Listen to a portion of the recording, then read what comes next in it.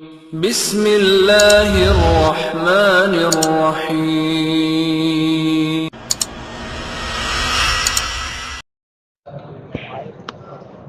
إن الحمد لله نحمده ونستعينه ونستغفره ونعوذ بالله من شرور أنفسنا ومن سيئات أعمالنا من يهده الله فلا مضل له ومن يضلل فلا هادي له وأشهد أن لا إله إلا الله وحده لا شريك له وأشهد أن محمدا عبده ورسوله يا أيها الذين آمنوا اتقوا الله حق تقاته ولا تموتن إلا وأنتم مسلمون يا أيها الناس اتقوا ربكم الذي خلقكم من نفس واحدة وخلق منها زوجها وبث منهما رجالا كثيرا ونساء واتقوا الله الذي تساءلون به والأرحام إن الله كان عليكم رقيبا يا أيها الذين آمنوا اتقوا الله وقولوا قولا سديدا يصلح لكم أعمالكم ويغفر لكم ذنوبكم ومن يطع الله ورسوله فقد فاز فوزا عظيما أما بعد فإن خير الحديث كتاب الله وخير الهدي هدي محمد صلى الله عليه وسلم وشر الأمور محدثاتها وكل محدثة بدعة وكل بدعة ضلالة الضلالة في النار أعوذ بالله من الشيطان الرجيم بسم الله الرحمن الرحيم ربنا آمنا بما أنزلت واتبعنا الرسول فاكتبنا مع الشاهدين. حضرات علماء کرام، محترم بزرگوں، نوجوان بھائیوں، پیارے بچوں، پردہ نشین بھائیوں، عنوان ہے اطاعت اور اتباع.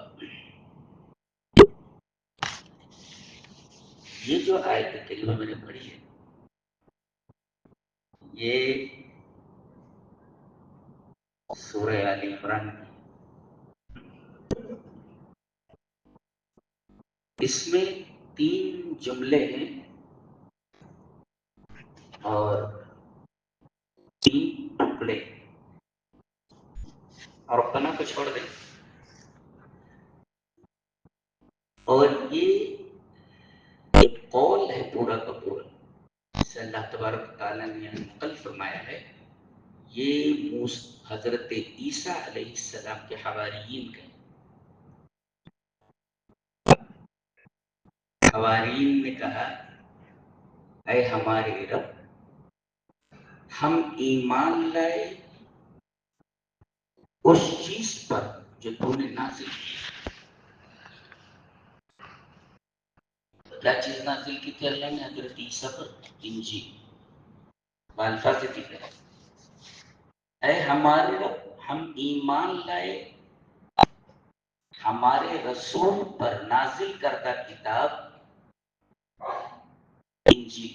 ڈسٹرب نہ کرتے، ڈسٹرب نہ کرتے، خاموشی سے بیٹھے. جی. تو اے ہمارے رب، ہم ایمان لائے ما انزلتا پر، جو تو نے نازل کیا. کس پر؟ یہاں دیکھ الرسول، دیکھ آگے، ہم ایمان لائے انجیل پر. اچھا، واتبعنا الرسول، اور ہم نے اتباع کی رسول کی. یہ جو رسول پر الف لام ہے، یہ معبود ذہنی ہے، یعنی خارج میں جو رسول ہے وہ عیسیٰ ہے. تو ہم انجیل پر ایمان لائے. دیکھیں، ایمان لانا کافی نہیں. انجیل پر ایمان لائے، لیکن انجیل پر ایمان لانا کافی نہیں. اس وجہ سے آگے انہوں نے کہا واتبعنا الرسول، ہم نے رسول کی اتباع کی. اس کا مطلب یہ ہے کہ صرف کتاب کے نزول پر یا کتاب پر ایمان لانا کافی نہیں ہے. اس لیے کہ اگر رسول کو درمیان سے ہٹا دیا جائے تو کتاب بازیچہ اطفال بن جائے گی. جو جس طرح سے چاہے گا اس کتاب سے کھیلے گا. یہ مطلب ہو سکتا ہے، یہ مطلب ہے، وہ کہے گا یہ مطلب، وہ کہے گا یہ مطلب، وہ کہے گا یہ مطلب. تو بما انزلتا کے ساتھ کتاب کے ساتھ رسول بھیجا جاتا ہے تاکہ یہ بتائے کہ اس کتاب کے اندر بیان کردہ چیزوں کا مطلب کیا ہے۔ تو اے ہمارے رب، ہم ایمان لائے انجیل پر، اور انجیل کو سمجھنے کے لیے ہم اتباع کرتے ہیں۔ ہم نے اتباع کی عیسیٰ کی۔ دیکھو، کتاب اور رسول دونوں لازم و ملزوم، دونوں لازم و ملزوم۔ جیسے کشتی بغیر ملاح کے، اگر کسی کشتی پر ملاح نہ ہو، کیا ہو؟ کشتی بھی ڈوب جائے گی اور کشتی کے اندر بیٹھنے والے لوگ بھی ڈوب جائیں گے۔ ایسے ہی اگر رسول کو، احادیث کو درمیان سے ہٹا دیا جائے اور کتاب لوگوں کو دے دی جائے کہ جس طریقے سے چاہو سمجھو، کتاب کھیل بن جائے گی، کتاب کتاب نہیں رہے گی۔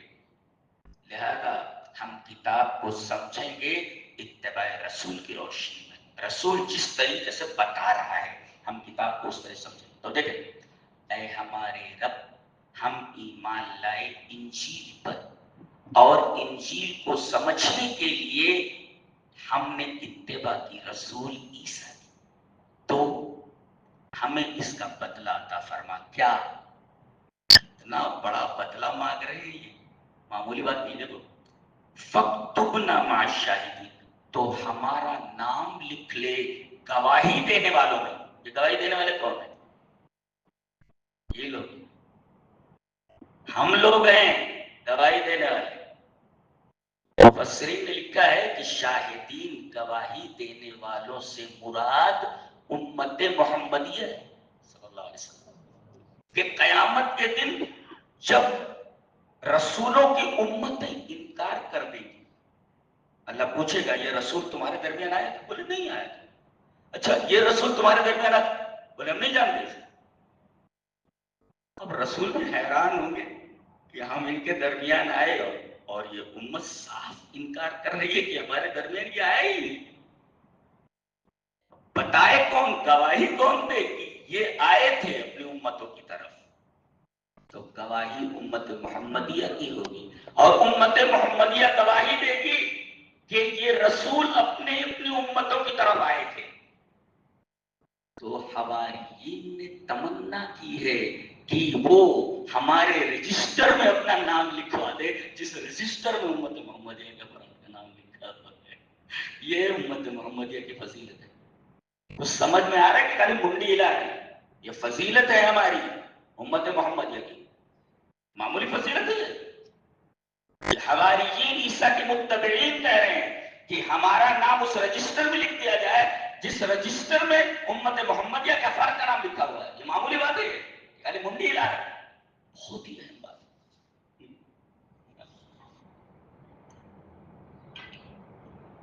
تو بغیر رسول کی کتاب اس کشتی کی طرح ہے جس کا کوئی ملاح نہیں، یا کتاب بغیر رسول کے اس ٹرین کی طرح ہے جس کا کوئی ڈرائیور نہیں۔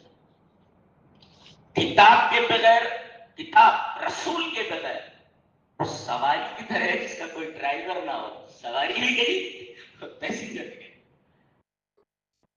تو عقیدہ صحیح سمجھنے کے لیے، عمل کو صحیح طریقے سے سمجھنے کے لیے کتاب کے ساتھ رسول کی ضروری ہے۔ اسی وجہ سے یہ کہتے ہیں ربنا آمنا بما انزلتا، یہ کافی نہیں تھا، واتبعنا الرسول، ہم ما انزلتا کو اتباع رسول کی روشنی میں سمجھے۔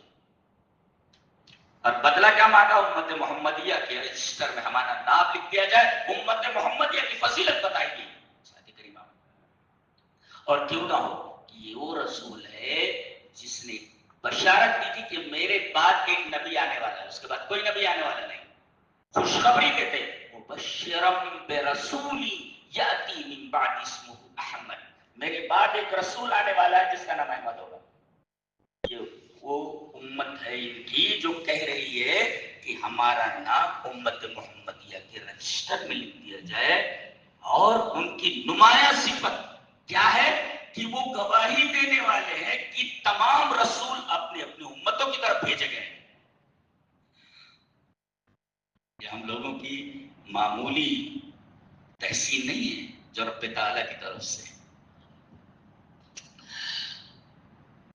اب ہم آگے بڑھیں گے، پہلے یہ سمجھ لیں کہ اتباع اور اطاعت میں فرق کیا ہے۔ یہ فرق کیا گیا ہے، ہاں فرق کیا گیا ہے قرآن کی۔ ایک بہت بڑا بدماش تھا سامری، حضرت موسیٰ علیہ السلام جب بنی اسرائیل کو لے کر بحر احمر کے اس پار گئے تو یہ منافق ان لوگوں کے ساتھ، ان لوگوں کے ہمراہ ہو گیا تھا، اور یہ اصلاً کافر تھا۔ حضرت موسیٰ علیہ السلام جو کوہ طور پر اللہ کے بلانے پر ان کو کتاب دی جائے گی چلے گئے، اور دعوت کا اور امت کو سنبھالنے کا فریضہ سونپ دیا گیا حضرت ہارون کو، لیکن وہ سنبھال نہیں سکے۔ طبعاً وہ نرم دل تھے، حضرت موسیٰ کی طرح نہیں کہ ہاتھ، اور یہ قوم ایسی ہے بنی اسرائیل، اس کو ویسا ہی نبی چاہیے تھا۔ کون سا نبی؟ موسیٰ، جس کے ہاتھ میں سوٹا رہتا تھا۔ یہ وہی ذات ہے، سوٹے والی ذات ہے، ڈنڈے والی ذات ہے، ڈنڈے والی۔ اس وجہ سے اسے ڈنڈے والا رسول دیا گیا۔ اقبال نے صحیح کہا ہے، بے معجزہ دنیا میں ابھرتی نہیں قوم ہے، جو ضرب کلیمی نہیں رکھتا وہ ہنر کیا۔ جو حضرت موسیٰ علیہ السلام کا ڈنڈا ضروری ہے، یہ قوم ایسی تھی ڈنڈے سے مارنے والی قوم ہے کہ ابھی اللہ نے دریا سے ان کو پار کرایا۔ کبھی ایسا دیکھا اللہ تبارک و تعالی غیر مسار الکون، اللہ تبارک و تعالی نے کائنات کی چال بدل دی۔ پانی کا کام ہے ڈبو دینا، پانی میں راستہ بن گیا ہے۔ پانی کا کام ہے سیلان، فطرت ہے اس کے بہنا، پہاڑ نہیں بنتا وہ، یہاں پہاڑ بنا دیا ہے کتوبی العظیم، تم دیکھ رہے ہو اپنی آنکھوں سے، اور درمیان سے گزر گئے۔ ایک احسان تو یہ اللہ، اور دوسرے اپنے دشمنوں کو ڈوبتا ہوا دیکھا۔ دوسرا احسان یہ گویا کہ دشمنوں کو ڈوبتے ہوئے دیکھ کر کے خوش ہونا بھی ایمان کا حصہ ہے، تو وہ بھی انہوں نے دیکھا۔ اور آگے بڑھے تو دیکھا کچھ لوگ بت پوج رہے ہیں، کہا کہ موسیٰ یہ جو بت پوج رہے ہیں، یہ جو ان کا معبود ہے، اس طریقے کا معبود ہمیں بھی چاہیے۔ اور انکم قوم تجہلون، جاہل لوگ ہو تم، جاہل لوگ ہیں، یہ بدماش لوگ کتنے جاہل تھے۔ یعنی جس اللہ نے ان کے اوپر احسان کیا وہ اللہ ان کے لیے کافی نہیں، کہہ رہے ہیں کہ وہ چاہیے، یہ ان کا معبود چاہیے۔ حضرت موسیٰ علیہ السلام اور انکم قوم تجہلون، جاہل لوگ ہو تم، وہ جاہل ہی تھے، جاہل ہی تھے جی۔ تو ڈنڈا دیا گیا تھا اس رسول کو، ابھی چلے گئے۔ اب ایک نرم دل نبی کے ہاتھ میں ان کی زمام آ گئی، ان کی لگام آ گئی، پھسل گئی۔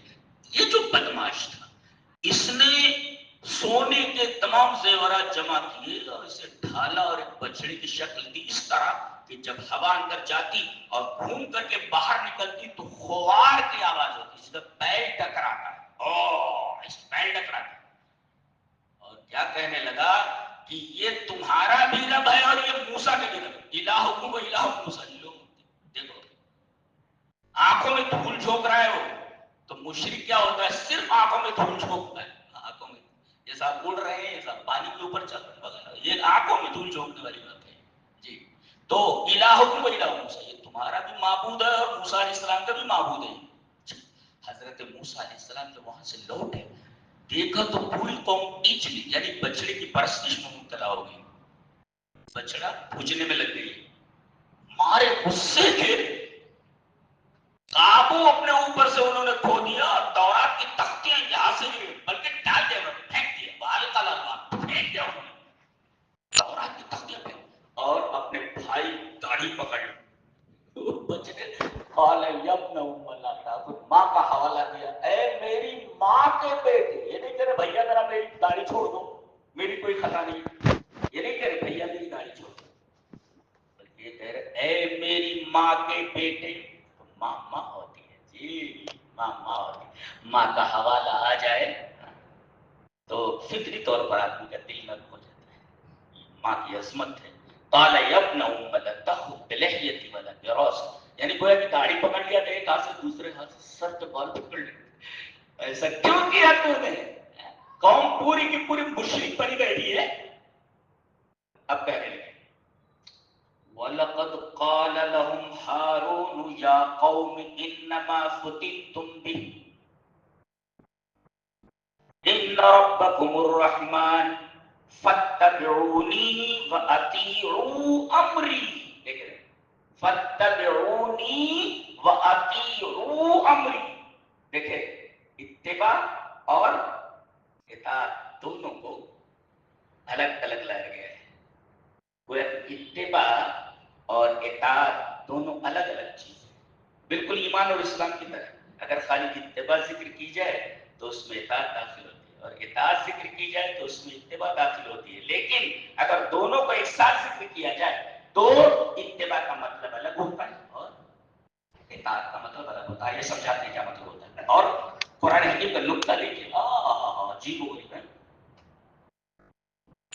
ہارون نے کہا ان سے، یعنی قوم سے، قال لهم هارون یا قوم، اے میری قوم، انما فتنتم به، فتنتم ای ابتلیتم، تم لوگوں کو آزمایا گیا ہے، تمہیں آزمائش میں ڈال دیا گیا ہے اس بچے کی وجہ سے.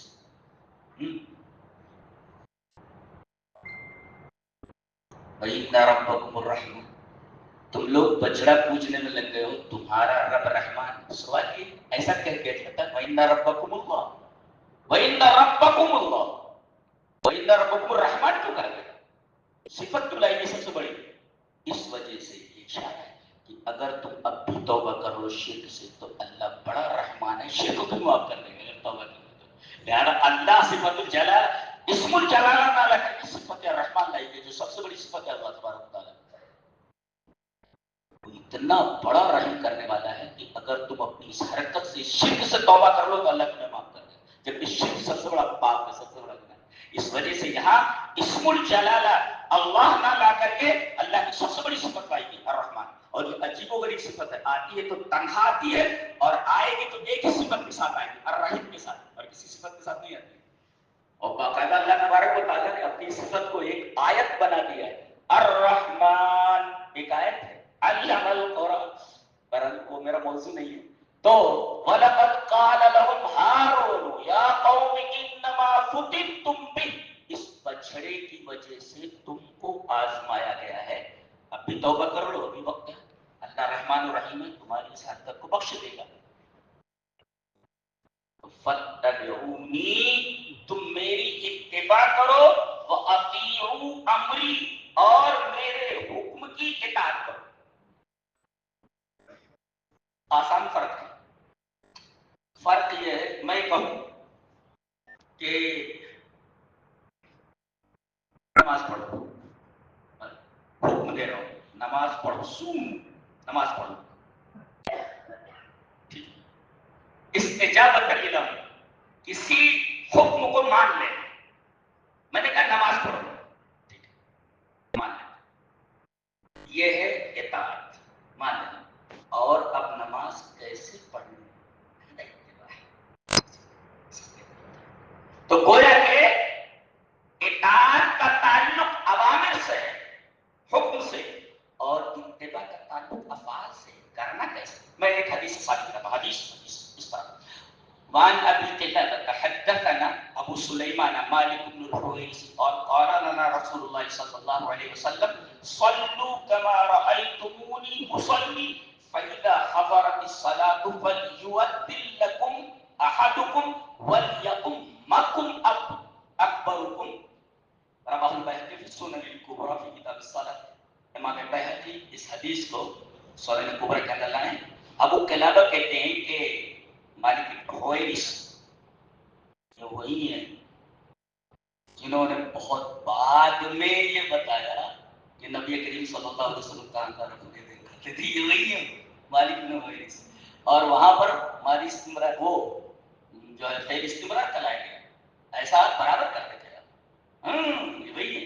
تو مالک بن حویرث کہتے ہیں کہ ہم سے نبی نے کہا، ہم سے، مجھ سے نہیں، قال لنا، تمام صحابہ کرام سے کہا، صلو، تم لوگ نماز پڑھو، صلو، ہاں ٹھیک ہے پڑھنا ہے. استجابت کر کے ہذا الامر، ہذا اطاعت، ہذه اطاعت، یہ اس کو کہتے ہیں اطاعت. اب کما رأیتمونی اصلی، جیسا میں نماز پڑھتا ہوں ایسے ہی نماز پڑھنا ہے، یہ ہے اتباع. تو امر یہ اطاعت سے متعلق ہے، اور اتباع یہ فعل سے متعلق ہے. اسی وجہ سے عربی میں کہا جاتا ہے بقرۃ المتبع. بقرہ مانے گائے، بقرۃ المتبع ایسی گائے جو آگے آگے چلے اور پیچھے اس کا بچہ چلے. تو ایسی گائے کو جس کا بچہ اس کے پیچھے پیچھے چل رہا اس کو کہتے ہیں بقرۃ المتبع، اور یہ جو بچہ چل رہا ہے پیچھے پیچھے اس کو کہتے ہیں تبیع. اس کو کہتے ہیں تبیع. اور ہم کون ہیں؟ ہم متبع. جیسے وہ گائے جو آگے آگے چل رہی ہے وہ بقرۃ المتبع، اور یہ جو پیچھے پیچھے اس کا بچہ چل رہا ہے یہ تبیع ہے، یہ اس کے تابع ہے. جہاں جا رہی ہے وہاں یہ بچہ جا رہا ہے.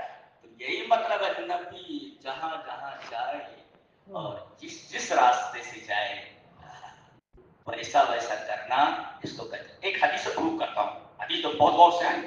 حدیث اس طرح وعن نافع لو رأيت ابن عمر يتبع آثار رسول الله صلی اللہ علیہ وسلم لقلت هذا مجنون. ریپیٹ کرتا ہوں حدیث کو. عن نافع لو رأيت ابن عمر يتبع آثار رسول الله صلی اللہ علیہ وسلم لقلت هذا مجنون. رواه الحاکم فی المستدرک. امام حاکم رحمہ اللہ اس حدیث کو ایسے ہی مستدرک الصحیحین کے اندر لائے. حضرت نافع جو عبداللہ ابن عمر کے شاگرد ہیں، نافع وہ کہتے ہیں اگر تو ابن عمر کو رسول اللہ صلی اللہ علیہ وسلم کے آثار کی، آپ کے نشانات، آثار کا مطلب یہ میں پیر رکھتا ہوں ایسے تو وہاں جو نشان بنا یہ بن گیا، اور پھر اگلا پیر میں نے رکھا تو وہاں پر ایک نشان بن گیا. اور قرآن حکیم میں یہ ہے کہ تمہارے آثار لکھا، میرے آثار لکھے جا رہے ہیں جی. تو اگر تم ابن عمر کو دیکھو کہ وہ نبی کریم صلی اللہ علیہ وسلم کے نشانہ نقوش قدم کی، یہ ترجمہ کر لو، نقوش قدم کی اتباع کیسے کرتے تھے تو تم سمجھتے، تم کہہ دیتے یہ تو آدمی پاگل ہے. نقطہ یہ ملا کہ اتباع کس درجے تک کی جائے، پاگل بنے کی حد تک. یہ معلوم ہوا نبی کریم صلی اللہ علیہ وسلم کی اتباع کس حد تک کی جائے، جواب پاگل بنے کی حد تک. اگر پاگل بنے کی حد تک کوئی اتباع کر رہا ہے وہی سنت پر کامیاب ہے. لقلت هذا مجنون. چلیے یہ تو اتباع ہوگی، اتباع ہے نقوش قدم، پیچھے پیچھے چل رہے نا، جہاں نبی قدم رکھ رہے ہیں وہاں ابن عمر قدم رکھ رہے ہیں، اس کو کہتے ہیں نقوش قدم کی اتباع.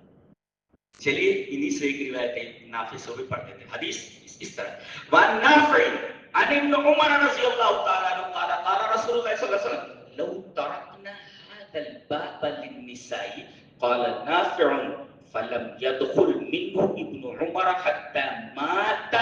رواه ابو داؤد في کتاب الصلاة. حضرت امام ابی داؤد اس حدیث کو ایسے ہی ابو داؤد شریف کتاب الصلاة کا نقل ہے. حضرت نافع کہتے ہیں کہ عبداللہ ابن عمر رضی اللہ تعالی عنہ نے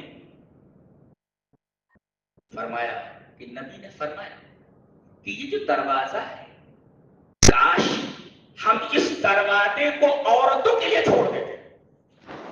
اس دروازے کو ہم عورتوں کے لیے چھوڑ دیتے، اس سے مرد نہیں آنے چاہیے.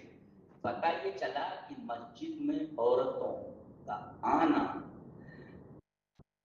یہ احادیث میں اس کی جو ہے ترغیب آئی. عورتیں آئیں نماز پڑھنے، عورتیں آئیں نماز پڑھنے. اور باقاعدہ نبی نے فرمایا یہ جو دروازہ اس سے مرد بھی آ جا رہے ہیں اور عورتیں بھی آ جا رہے ہیں، تو میں یہ چاہتا ہوں یہ دروازہ عورتوں کے لیے چھوڑ دیا جائے. لو ترکنا، ہم سب چھوڑ دیتے، ھذا الباب للنساء، اس دروازے کو عورتوں کے لیے، یعنی اس سے صرف عورتیں آئیں. اس سے پتہ چلا کہ عورتوں کے لیے پردہ کس قدر ضروری ہے اور ان کے لیے عفت اور پاک دامنی کس حد تک ضروری ہے. لو ترکنا، اختلاط میں مرد و زن نہیں ہونا چاہیے. یہاں تو باقاعدہ ایسے ایسے کالجز ہیں بس لڑکے اور لڑکیاں ایک ساتھ بیٹھ رہے ہیں. ہاں نبی فرما رہے ہیں اس میں اختلاف مرد و زن کو ناجائز کہا گیا.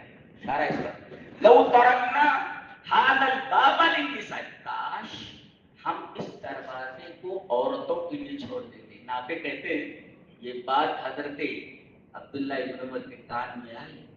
فلم يدخل حکما، حضرت عمر اس دروازے سے بھاگنے تک کبھی نہ رہے. اس کو اس کو نبی کی کیا ایک جملہ ارشاد کرنا، کاش کہ اس دروازے کو ہم عورتوں کے لیے خاص کر دیں. نافع کہتے ہیں زندگی بھر مرتے دم تک حضرت عبداللہ ابن عمر اس دروازے میں داخل نہیں گئے. یہ ہے اتباع کی امتحان. تبھی اللہ تعالیٰ نے پوری دنیا ان کے حوالے کر دی. سارا نشینوں کو پوری دنیا حوالے کر دی. آج 57 ممالک انہیں کی دین ہے جس کو ہم سنبھال نہیں پا رہے ہیں. سنبھال نہیں پا رہے ہیں. انہیں کی دین ہے. سہارا نشینوں کی بکریاں چرانے والی.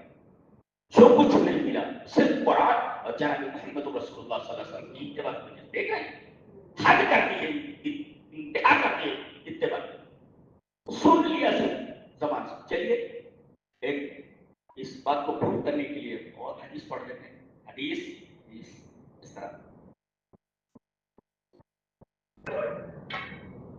وعن جابر رضی اللہ تعالی عنہ قال لما استوى رسول الله صلى الله عليه وسلم يوم الجمعة قال اجلس، فسمع ذلك ابن مسعود فجلس على باب المسجد فرآه رسول الله صلى الله عليه وسلم فقال تعال يا عبد الله ابن مسعود. رواه ابو داؤد کی کتاب الصلاۃ. حضرت امام ابو داؤد رحمہ اللہ اس حدیث کو ایسے ہی کتاب الصلاۃ کرنے لگا. حضرت جابر رضی اللہ عنہ، حضرت جابر فرماتے ہیں کہ حضرت عبداللہ ابن مسعود مسجد میں داخل ہو رہے ہیں. نبی کریم صلی اللہ علیہ وسلم منبر پر آ گئے، کھڑے ہو گئے. لما استوى رسول اللہ صلی اللہ علیہ وسلم یوم الجمعہ، جمعہ کا دن ہے اور آپ منبر پر آ گئے. آپ کی زبان سے نکلا بیٹھ جاؤ. اجلسو، بیٹھ جاؤ. کسی آدمی کے لیے نہیں کہا تھا، لیکن کہا تھا کوئی کھڑے نہ رہو، بیٹھ جاؤ. اور حضرت عبداللہ ابن مسعود ابھی داخل ہو رہے مسجد میں. ان کے کان میں اتنی بات پڑی بیٹھ جاؤ. وہ مسجد کے دروازے پر بیٹھ گئے. مسجد کے دروازے پر بیٹھ گئے. نبی کریم صلی اللہ علیہ وسلم دیکھا کہ وہ تو مسجد کے دروازے پر بیٹھے ہوئے. پر آؤ رسول اللہ صلی اللہ علیہ وسلم، نبی کریم صلی اللہ علیہ وسلم دیکھا کہ وہ دروازے پر بیٹھا. تعال یا رسول، وہاں تو بیٹھے ہوئے. اللہ کے رسول نے فرمایا اجلس، تو میں جہاں تھا نہیں بیٹھا. تو اتباع کا مطلب یہ ہوا جیسے نبی کرے ویسے کرنا ہے، اور جہاں کرنے کے لیے کہے وہیں کرنا ہے. اور تیسرے ادھر زبان نبوی سے حکم نکلے اس پر فوری عمل ہونا چاہیے، درمیان میں فصل نہیں ہونی چاہیے.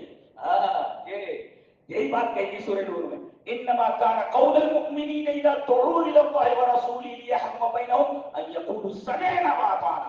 ادھر زبان نبوی سے بات نکلے تو دوسری طرف سے ایک ہی آواز آنی چاہیے، سمعنا واطعنا. ہم نے سنا اور صرف اطاعت، ہم نے سنا اور صرف اطاعت. یہ مومنین کا قول ہونا چاہیے. نبی کہے آؤ اس طرح، ایک ہی زبان ہونی چاہیے. مومنین کیا سمعنا واطعنا. اے ہمارے نبی، ہم نے آپ کی بات سنی اور ہم نے دیکھو سمینا و اطعنا. سمینا کے بعد اطعنا فوراً ہونا چاہیے، درمیان میں کچھ فصل نہیں ہونی چاہیے کہ آپ کہیں سنا اب ہے کریں یہ بات ہے. نبی کریم صلی اللہ علیہ وسلم کی بات سننے اور اطاعت کے درمیان کوئی فصل نہیں ہونی چاہیے. حدیث سے بھی ثابت ہو گیا، قرآن حدیث سے بھی ثابت ہے، کتاب و سنت دونوں سے ثابت ہے. اور یہ دو چیزیں تو ہمیں دیکھ کر ہیں نبی. چلو حدیث بھی دیکھ لیتے. معنی ابی ہریرہ رضی اللہ تعالی عنہ قال قال رسول اللہ صلی اللہ علیہ وسلم انی قد ترکت فیکم شیئین لن تضلوا بعدهما کتاب اللہ وسنتی ولن تفرقا حتى يرد علی الحوض. رواه الحاکم فی المستدرک کی کتاب ہے. میں نے تمہارے درمیان دو چیزیں چھوڑ دی جب تک پکڑے رہو گے گمراہ نہیں، اللہ کی کتاب اور میری سنت. اور یہ دونوں جدا نہیں کر سکتے. میرے پاس حوض کوثر ہے.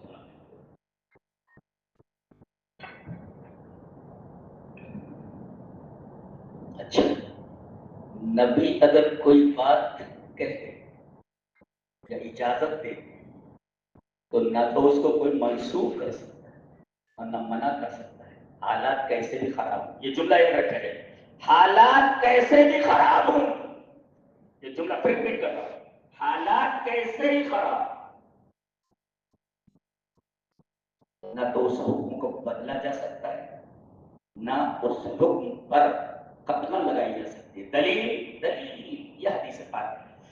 وعن ابن عمر رضی اللہ تعالی عنہما قال كانت امرأة لعمر تشهد صلاة الصبح والعشاء في الجماعة والمسجد فقيل لها لم تخرجين وقد تعلمين أن عمر رضي الله تعالى عنه يكره ذلك ويقال، فقالت وما يمنعه أن ينهى؟ قال يمنعه قول رسول الله صلى الله عليه وسلم لا تمنعوا إماء الله مساجد الله، رواه البخاري في كتاب الجمعة۔ حضرت امام بخاری رحمہ اللہ اس حدیث کو ایسے ہی بخاری شریف کتاب الجمعہ کے اندر لائے۔ میری عادت ہے میں حدیث کو بھی پڑھتا ہوں جی، اور پہلے حدیث کا منہج بھی یہ ہونا چاہیے جی۔ ہمارا کام اتنا ہے، ہم کتاب و سنت بیان کرتے ہٹ جائیں، ہم کو مزید کچھ ادھر ادھر کرنے کی ضرورت نہیں ہے جی۔ تو حضرت عبداللہ ابن عمر یہ فرماتے ہیں کہ حضرت عمر کی ایک بیوی تھی، کانت امرأۃ لعمر، حضرت عمر کی ایک بیوی تھی، کیا تشہد صلاۃ الصبح والعشاء، وہ صبح کی فجر کی نماز میں حاضر ہوتی تھی اور عشاء کی نماز میں حاضر ہوتی تھی، فی الجماعۃ فی المسجد، جماعت کے ساتھ نماز پڑھتی تھی اور مسجد میں پڑھتی تھی، فی الجماعۃ والمسجد، جماعت کے ساتھ نماز پڑھتی تھی اور مسجد میں پڑھتی تھی، اور یہ فجر کی نماز اور عشاء کی نماز میں تشہد الصلاۃ الصبح والعشاء، عشاء اور صبح کی نماز میں ان سے کہا گیا لم تخرجین، تم گھر سے کیوں نکل کر مسجد آتی، وقد تعلمین، جبکہ تمہیں پتا ہے ان عمر یکرہ ذلک، کہ حضرت عمر اس کو ناپسند کرتے ہیں، ویقال، انہیں غیرت آتی، اس لیے کہ حالات کچھ ایسے ہو سکتے ہیں۔ ایسا ایک واقعہ ہو بھی گیا، ایک آدمی نے جو ہے وہ فجر کی نماز میں جانے والی عورت کے اوپر کپڑا ڈالا، تو لے جا کر اس کے ساتھ بدکاری وغیرہ، وہ ایک حدیث ہے ترمذی کتاب الاحکام کی غالباً، تو انہیں غیرت آتی ہے، تو کیوں جاتے ہیں؟ تمہارے شوہر کو ناپسند ہے، دیکھو شوہر کو ناپسند ہے، اور اتنا بڑا صحابی ہے کہ جس گلی میں داخل ہو جائے شیطان اس گلی میں داخل ہو رہا تو بھاگ جائے وہاں سے، شیطان بھاگ جائے اس گلی سے، راستہ چھوڑ دے۔ کہا گیا کہ تمہارے شوہر عمر اس بات کو ناپسند کرتی ہے، انہیں غیرت آتی ہے، تو تم کیوں مسجد میں آتی؟ مسجد میں آنا ضروری تو ہے نہیں تمہارے لیے، افضل تو ہے گھر میں پڑھو، مسجد میں کیوں آتی ہو؟ کہا کہ منع کیوں نہیں کرتے تھے؟ وما يمنعه ان ينهاني، یہ جملہ ہے، وما يمنعه ان ينهاني، مجھے منع کیوں نہیں کرتے تھے کہ مت جا؟ منع کس وجہ سے نہیں کرنے والے ہیں؟ یمنعه قول رسول اللہ صلی اللہ علیہ وسلم، منع اس وجہ سے نہیں کر پا رہے ہیں کہ نبی کا قول ہے جی، اور قول میں اطاعت ہوتی ہے صرف، کیا لا تمنعوا اماء اللہ مساجد اللہ، اللہ کی لوڈیوں کو مسجد میں جانے سے مت روکو، یہ قول نبی کا روک رہا ہے کہ اتنا بڑا صحابی خلیفہ دوم اپنی بیوی کو منع نہیں کر رہا ہے جبکہ ناپسند کر رہا ہے، اسے غیرت آ رہی ہے۔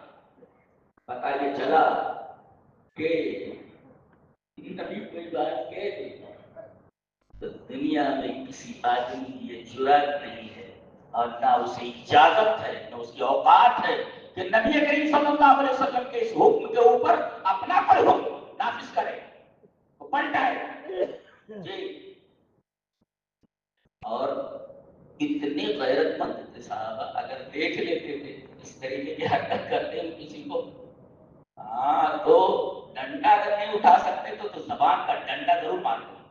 ایک ہوتا ہے ہاتھ کا ڈنڈا اور ایک ہوتا ہے زبان کا ڈنڈا۔ زبان کا ڈنڈا بتاؤ کیسے ہوتی ہے؟ حدیث میں، حدیث اس طرح زبان کا ڈنڈا دیکھو، حدیث وعن كعب بن عجرة قال دخل المسجد وعبد الرحمن ابن الحكم يخطب قاعدا فقال انظروا الى هذا الخبيث قال اللہ تعالی وَإِذَا رَأَوْا تِجَارَةً أَوْ لَهْوًا انفَضُّوا إِلَيْهَا وَتَرَكُوكَ قَائِمًا. رواہ مسلم کی کتاب الجمعہ. حضرت امام مسلم رحمہ اللہ اس حدیث کو ایسے ہی مسلم سے کتاب الجمعہ کے اندر ہے. راوی حضرت کعب بن عجرہ ہے. حضرت کعب بن عجرہ فرماتے ہیں کہ وہ مسجد میں داخل ہوئے تو جانتے ہو کون ہے؟ ان سے روایت بخاری میں وہی ہے کہ درود کس طرح پڑھا جائے. انہوں نے بتایا وہ کون سا درود جو پڑھتے صلاۃ و سلام علیک یا رسول اللہ, کچھ بھی نہیں, وہ درود بتایا انہوں نے کہ رسول اللہ صلی اللہ علیہ وسلم سے مسنون درود کیا ہے. بخاری میں انہی سے ہے, کعب بن عجرہ سے, وہی راوی ہے. اسے کہتے ہیں دخل المسجد, مسجد میں جمعہ کا دن تھا اور دیکھا کہ وقت کا بادشاہ عبد الرحمن ابن ام حکم بیٹھ کر منبر پر خطبہ دے رہا ہے. ظاہر ہے کہ یہ قرآن کے بھی خلاف ہے اور رسول اللہ صلی اللہ علیہ وسلم کی حدیث کے بھی خلاف ہے. اچھا دیکھو, پہلے ڈنڈا دیا انہوں نے, زبان کا ڈنڈا, انظروا الی ھذا الخبیث, اس خبیث کو دیکھو. اللہ بادشاہ کا ایسی بات کہنا وقت کے حاکم کو اتنی بڑی بات کہنا, گردن اتروانے کی مراد نہیں چاہیے, گردن اتر جائے. کہا انظر, یہ بھی کہہ سکتے تھا انظر الی ھذا الرجل کئی ہو یخالف سنت رسول اللہ, ایسا بھی کہہ سکتے تھے. اس آدمی کو تو رسول اللہ صلی اللہ علیہ وسلم کی سنت مخالفت کیسے کرا. انظروا الی ھذا الخبیث, اس خبیث کو بولو خبیث ہے, ہمارے کیا خبیث بولے, اس خبیث کو جو ہے دیکھو کہ یہ بیٹھ کر خطبہ دے رہا ہے. اور پھر آیت کریمہ اس کی شان میں لاتا ہے. حالانکہ اتنا ہی کہہ دینا کافی تھا, دلیل دے رہے ہو نبی کریم صلی اللہ علیہ وسلم کی سنت یہ ہے اور اللہ تعالیٰ کا قول یہ ہے کیا وَإِذَا رَأَوْا تِجَارَةً أَوْ لَهْوًا انفَضُّوا إِلَيْهَا وَتَرَكُوكَ قَائِمًا. اور نبی کو کھڑا چھوڑ دیتے ہیں منبر پر تو قائمہ سے استدلال کرتے ہوئے کہا دیکھو یہ ہے حدیث کا فہم, یہ ہے قرآن حکیم کا فہم کہ وہ اس آدمی کو ڈانٹ رہے کہ یہ خلاف سنت ہے اس لیے کہ قرآن حکیم میں وَتَرَكُوكَ قَائِمًا, نبی کریم صلی اللہ علیہ وسلم کو منبر پر کھڑا چھوڑ کر بھاگ گئے, نکل گئے. تو یہ ہے ایک ہاتھ کا ڈنڈا ہے, نون سے خبیث کو دیکھو کیا بات ہے. یعنی خلاف سنت کوئی بھی بات برداشت نہیں کرتے. چلیے ایک اور حدیث دیکھ لیتے ہیں. حدیث بعد مجاہد قال كنت مع ابن عمر فتوب رجل بالظهر بالعصر فقال اخرج بنا فإن هذه بدعة. رواه ابو داود في كتاب الصلاة. الله اکبر. حضرت مجاہد کہتے ہیں کہ مسجد میں ہم گئے عبداللہ بن عمر کے ساتھ, یہ وہی عبداللہ بن عمر نابینا ہوتا ہے, آخر میں نابینا ہو گئے اور ان کو لے کر کے مسجد میں پہنچے حضرت مجاہد. بس وہ اس نے تصویر کون مؤذن, یہ تصویر کیا ہوتا ہے؟ تصویر کا مطلب یہ ہے دہرانا. یعنی ایک قول یہ ہے کہ جیسے فجر میں کہتے ہیں الصلاۃ خیر من النوم والصلاۃ خیر من النوم, اس طریقے کے کلمات کے اسے یا کہا الصلاۃ جمع یا الصلاۃ الصلاۃ, یعنی شارحین حدیث میں بہت سارے مفہوم لکھے کہ تصویر نہیں ہوتا چلو نماز کے چلو. اور ہمارے جدید شارحین نے لکھا ہے کہ وہ اذان کے بعد فجر, ہمارے یہاں ہوتا ہے ہمارے طالبہ ہوتا ہے اذان دے دے تو اس کے بعد جب تک نماز کھڑی ہونے کا ٹائم نہیں ہو جاتا تب تک وہ کچھ شعر پڑھتے رہتے ہیں. اس کے بعد کہتے ہیں اب 10 منٹ باقی ہے, اب 5 منٹ باقی ہے, مسجد آپ کا انتظار کرے. مسجد آپ کا انتظار کرے. ارے ایک دفعہ شاہی دربار کے مسجد میں اعلان کر دیا تو بھاگ بیٹھا تو آنا ہو تو نہ آنا ہو تو مر جائے گا. اعلان ہو گیا نا, اللہ کو بتا دے گا 5 منٹ باقی, 10 منٹ باقی, اب پتا نہیں کیا کیا اشارہ پڑتے ہیں. ارے لوگوں موت کا ایک دن موقع مصیبت ہے بھائی, یہ سب آتا ہے تصدیق کے. اور جیسے اس نے کہا حضرت عبداللہ بن عمر نے کہا یہ نبی کی سنت نہیں ہے, نبی کے زمانے میں وہ خورت بنا مسجد سے نکل چلے آگے نماز پڑھنے. جس مسجد میں اس طریقے کی بدعت ہو ہم نماز نہیں پڑھتے, معمولی بات نہیں ہو جائے گا. جب میں نماز پڑھتا ہو گیا صلاۃ الصلاۃ کہا کہ وہ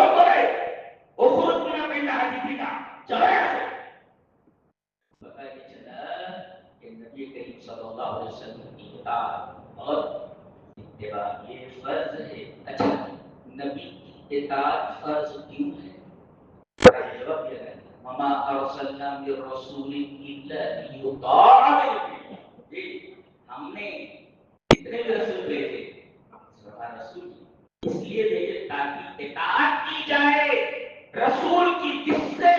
الا باذن اللہ، اللہ کے حکم سے. اللہ نے کہہ دیا کہ میرے نبی کی اطاعت ہے تو نبی کی اطاعت یہ اللہ کا حکم ہے. حکم سے کیجیے، اللہ کا حکم ہے. تو ہم نبی کے اطاعت کیوں کریں؟ اس لیے کہ اللہ کا حکم ہے. اچھا نبی کے اطاعت کیوں کریں؟ اس لیے کائنات میں بات ہستی ہے یہ جو بولتی تو ہے زبان تو اس کی اللہ کی بات نہیں ہوتی. تو جب زبان آپ کی ہے بات اللہ کی ہے تو بات اللہ کی اور تمہارا نہیں. وما ينطق عن الهوى ان هو الا وحي يوحى. آپ اپنی خواہش سے کچھ نہیں بولتے، آپ کی زبان مبارک سے جو نکلتا ہے وہ وحی الہی ہوتا ہے. تو زبان آپ کی بات اللہ کی. یہ دوسری دلیل ہے، یہ دوسری دلیل ہے. اور تیسری دلیل وما آتاکم الرسول فخذوه وما نهاکم عنه فانتهوا. نبی جو تمہیں دے اسے لے لو اور جس چیز سے روک دو جاؤ. ٹائم ہو گیا بولنا ہے.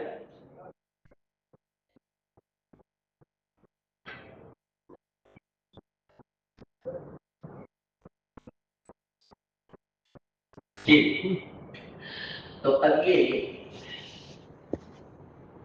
اتباع اور اطاعت کیوں کرنی؟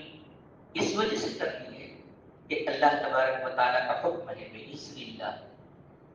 اور فرمایا گیا من یطع الرسول فقد اطاع اللہ. جو رسول کی اطاعت کرے گا وہ سمجھو اللہ کی اطاعت کرے گا. اچھا اس میں فائدہ کیا ہے؟ رسول کی اتباع سے فائدہ کیا ہے اور نقصان کیا ہے؟ وہ ہم فائدہ اور نقصان بتا کر بات کو ختم کرتے ہیں. متوجہ ہے آپ کی طرف؟ جی. اللہ نے سورہ نور کے اندر ارشاد فرمایا فَلْيَحْذَرِ الَّذِينَ يُخَالِفُونَ عَنْ أَمْرِهِ أَنْ تُصِيبَهُمْ فِتْنَةٌ أَوْ يُصِيبَهُمْ عَذَابٌ أَلِيمٌ. ان لوگوں کو ڈرنا چاہیے جو رسول کے حکم کا تعلق اطاعت سے. اچھا اطاعت کا ایک مطلب اور میں نے پڑھا ہے ادب کا تعلیم مبارک میں کہا جاتا ہے شیخ کہ طاعت المرتع. اور میں جہاں تک ایک تفسیر کے طالب علم کے حیثیت سے بولتا ہوں قرآن حکیم کا کوئی لفظ ایسا نہیں ہے جو عرب کے کسی محاورے سے نکلا ہوتا ہو جو قرآن حکیم کہا جا سکے. دنیا کی واحد کتاب ہے اس کا ایک لفظ عرب کے کسی محاورے سے مشتق ہے. کمال کی کتاب ہے، کمال کی کتاب، کمال کی کتاب. اسی وجہ سے کوئی اس کی تصدیق نہیں کر سکتا. ایک ایک لفظ عرب کے کسی محاورے سے نکلا ہے. اب یہ بات دیکھیے اطاعت وہ تو تبھی میں نے بتایا کہ محاورہ ہے. اب یہ دیکھیے طاعتہ المرتع، مرتع کے چراگاہ طاعتہ المرتع اس کے لیے چراگاہ وسیع ہو گئی. یعنی جب چراگاہ بہت لمبی چوڑی ہو اور وسیع ہو تب وہاں طاعہ کا لفظ لایا جاتا ہے. اشارہ اس بات کی طرف ہے کہ توڑ کے اندر وسعت قلب داخل ہے. جیسے وہ وادی وہ چراگاہ وسیع ہے ایسے ہی دل وسیع ہونا چاہیے. کیا مطلب؟ دل وسیع ہونا چاہیے اس لیے کہ یہ توڑ یہ نقیص الکر ہے، یہ ناپسندیدگی کی ضد ہے. یہ یعنی نبی کی بات مانو چاہے آپ کو سمجھ میں آئے یا نہ آئے. اگر نہیں سمجھ میں آتی تب بھی آپ مانو اور آپ کے دل میں ذرہ برابر تردد نہیں ہوتا. تردد میں کیا ہوتا ہے؟ انقباض ہوتا ہے. جیسے مانو کیا نہ مانو تردد میں انقباض ہوتا ہے اور طاعت کا مفہوم کے خلاف. طاعت کا مطلب ہوتا ہے وسیع ہونا. تو گویا کہ نبی کی جو بات آئے بلا تردد بلا تذبذب اس کو وسعت قلب کے ساتھ تسلیم کیا جائے. حرج میں بھی کرنی ہوتی اور کہا گیا فلا وربک لا یؤمنون حتى يحكموك فيما شجر بينهم ثم لا يجدوا في انفسهم حرجا. یہ مطلب اس کا جو لغت سے بھی ثابت ہے اور اس کے نزدیک ساتھ کریم ہے کہ بات آ جائے تو آپ اس اپنے قلبی بندی پہ خاطر مانیں. دل میں کوئی ناراضی یا ناپسندیدگی مان لیتے ہیں، مان لیتے. یہ اگر ہے تو اطاعت نہیں. اطاعت کے اندر حدید خاطر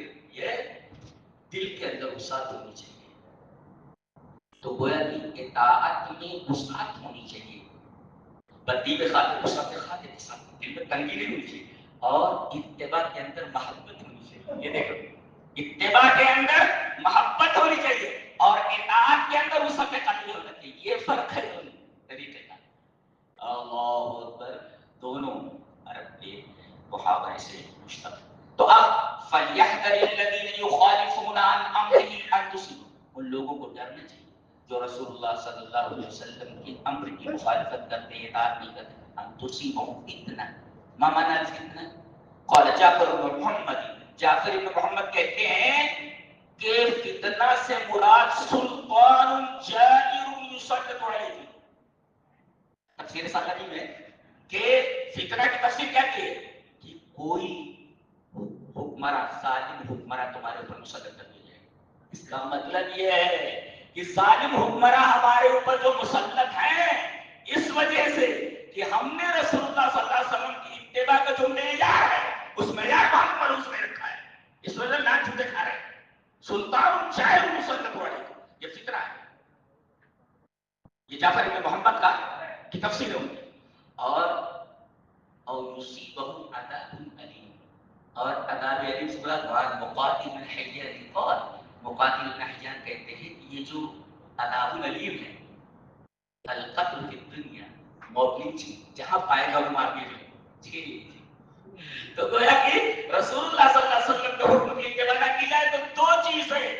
ایک تو یہ کہ سلطان چاہے مسلط ہوا دے تمہارے اوپر ظالم حکمراں مسلط جیسے مردے ویسے فرشتے جیسے تم ہو ویسے تمہارے حکمراں ہوں گے. اور اسی کو عذاب دردناک عذاب. دردناک عذاب کی تفسیر کر رہے مقاتل بن حیان کہ القتل فی الدنیا. دنیا میں تمہیں قتل کیا جائے گا. دنیا میں نہ تمہاری آبرو محفوظ رہے گی اور نہ تمہاری جان. وجہ رسول اللہ صلی اللہ علیہ وسلم کی احکام مخالفت. آگو بھی کہاں گھوم کر کے آؤ اتباع رسول اور اطاعت رسول کی طرف. اللہ ہمیں نیک پر اور اچھی سمجھ توفیق عطا فرمائے. وآخر دعوانا الحمدللہ رب العالمین.